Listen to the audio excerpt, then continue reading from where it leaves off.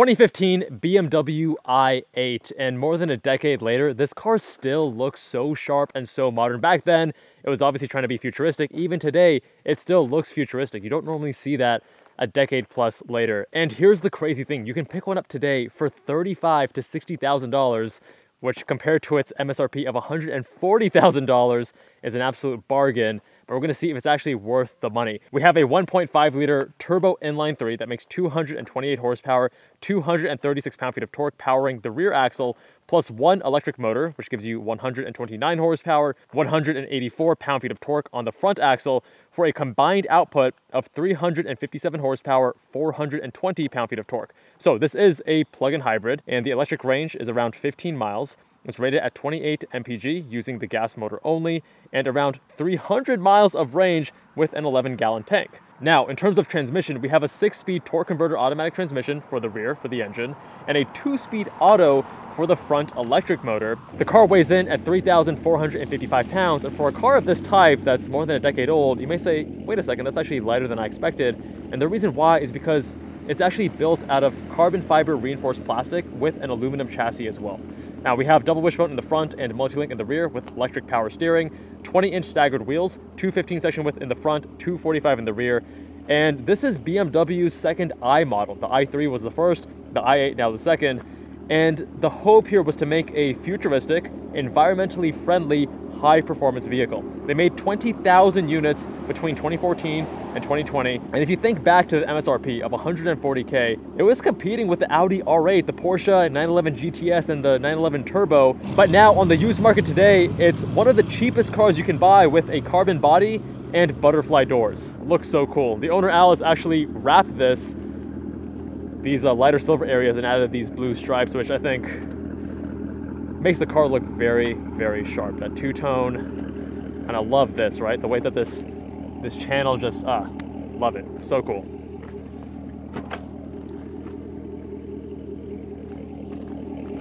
The butterfly doors that go up, make it a bit challenging to get into, but we work around that.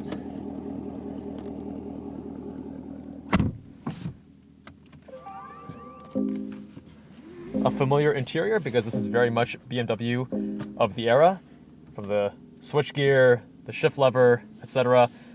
Steering wheel, I feel like this is actually probably unique just to the i8. Now, there aren't a bunch of drive modes here. We essentially have Comfort, Eco, Pro, but we're not going to really mess with that. We're actually going to put this into Sport.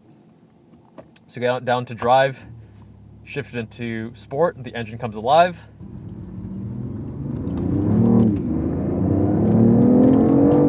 Wow, all right. I mean, I had heard that these cars were slow because it's an inline 3 turbo and older hybrid tech, but the spec sheet doesn't lie. 400 plus pound-feet of torque, no slouch. Very compliant ride, nice and soft, a little bit under damp there, excess motion after that large compression, but that's okay. Now the steering here, I mean, you can feel this car has very narrow section with tires at the front. It has this strong recentering force. It's as if it has high caster. Not sure what the caster actually is, but caster is going to give you more steering feel and also stronger recentering force. And this has a strong recentering force, but not a lot of steering feel. That's oftentimes what you get with cars that have a narrow section width in the front. But the actual steering itself is very sharp. A little bit of input, immediate translation into the direction the car is going. There's no lag or there's no hesitation. You don't have to wait for it to bite.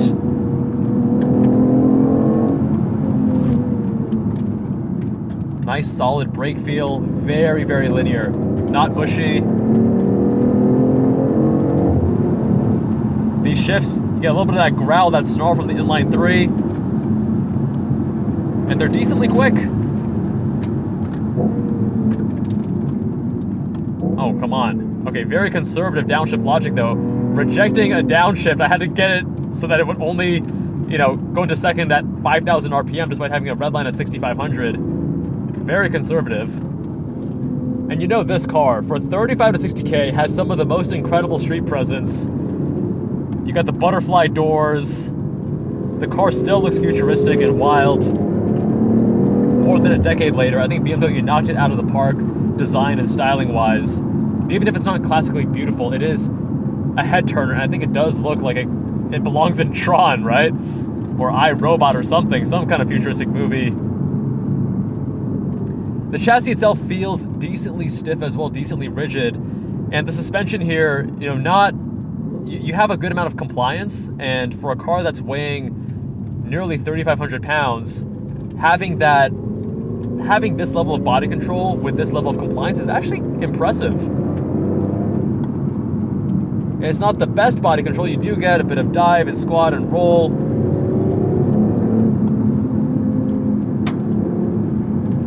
But this is a car that's actually sportier than I expected. You can hustle it around, and it communicates enough with you through the chassis, not that much through the steering wheel, unfortunately. It's very much a modern BMW E-Pass, but not quite as, you know, overly sharp and numb as, let's say, a modern G87 or G80, M3, M2. Oh man, it's so conservative with these downshifts. Rejecting my multiple attempts to go into second when it has plenty of room.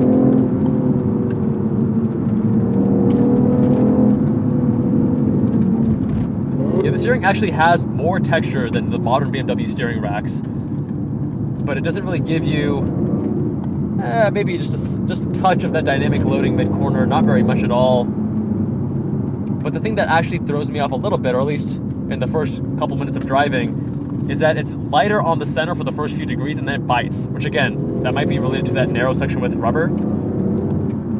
But now, after driving for a few minutes, I no longer actually am bothered by it at all. It feels much more natural.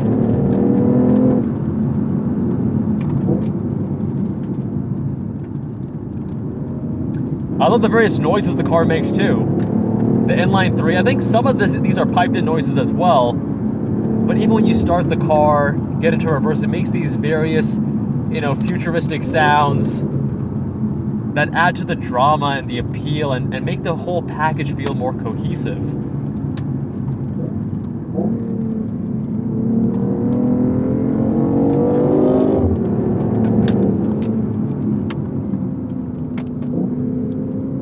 You can also push here to downshift, pull to upshift, which is the correct direction. Thank you, BMW. The reason being, when you get on the brakes, you get the G-forces pushing you forward. You want to push to downshift, and then when you're accelerating, you get pulled back. You want to also pull back to upshift. But oftentimes, car manufacturers do the inverse.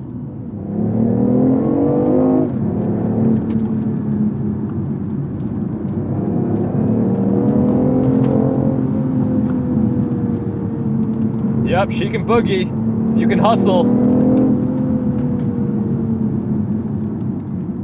And you know, the front and rear axles, I was concerned that since we have electric motor front, gas to the rear, that it would feel a bit disconnected.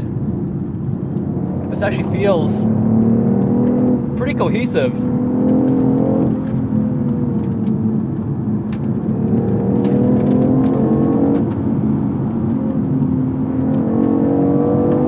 Now, the transmission is not bad at all for a torque converter, especially from 10 years ago, but if you're used to the ZF 8-speed automatic transmissions, which are tuned so brilliantly well with modern BMW engines, then, you know, it's not quite that good. Just keep that in mind.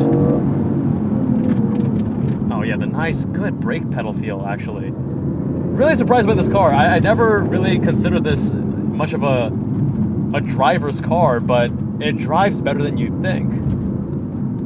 I mean, sure, you could wish that the steering was a little bit heavier, or that the transmission was just a little bit quicker, not so conservative on your downshifts, etc., but for a car that's 10 years old, and for 35 to 60K, you are actually getting quite good driving dynamics and experience, with also a car that feels very special for what it is. And of course, if you want that familiarity of a BMW interior, the switchgear, the design, that's an added plus as well.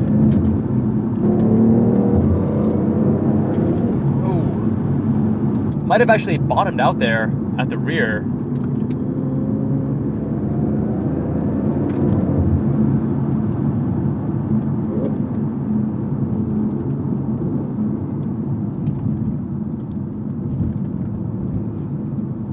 And the car overall feels pretty neutral. I mean, there was a corner back there where I was able to elicit a bit of understeer, and again, very narrow section with tires up front.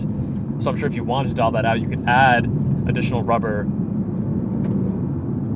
But when you have electric motor batteries front and the engine towards the rear, you can further optimize. BMW already cares so much about their weight distribution front to rear, and I think having a system like this probably allows them even greater control of how they set up the weight balance and even the polar moment of inertia, bringing the weights further closer to the center, which actually helps you change directions in a more agile way, which is why this car actually drives lighter than its rated weight of nearly 3,500 pounds.